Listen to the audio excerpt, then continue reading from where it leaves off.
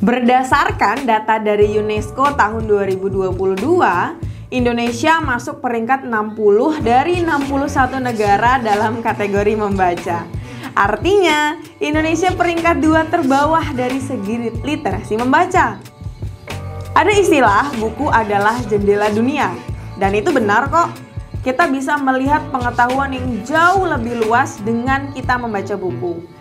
Segala yang kita tidak temukan ketika belajar biasa akan kita temukan apabila kita sedang membaca buku.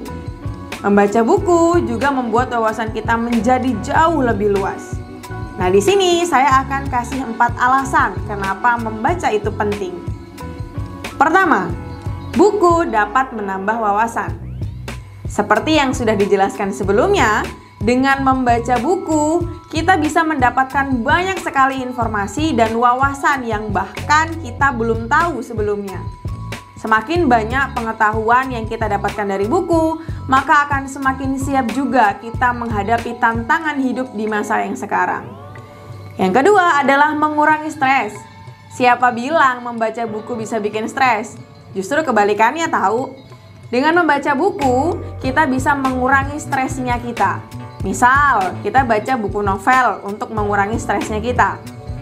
Oh ya, ngebaca buku itu juga butuh tempat yang tenang dan teduh juga tahu.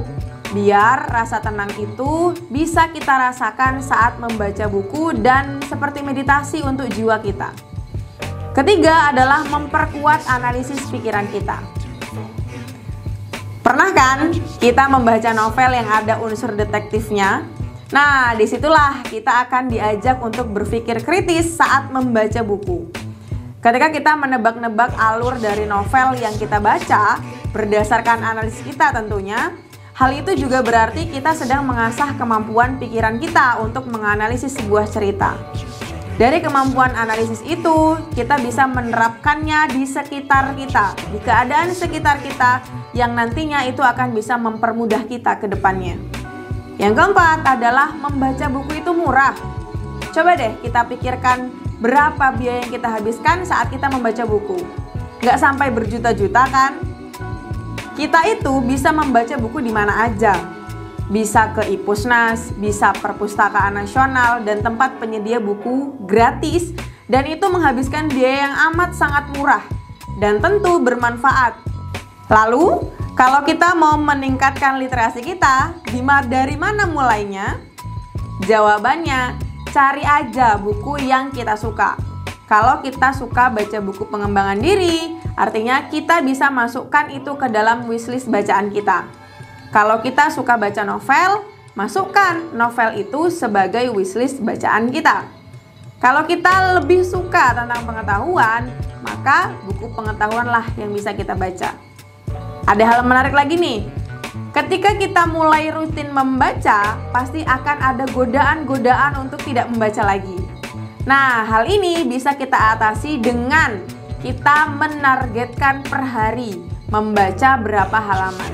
Kalau di Lampung Cerdas, kami ditargetkan untuk membaca minimal 10 halaman setiap hari.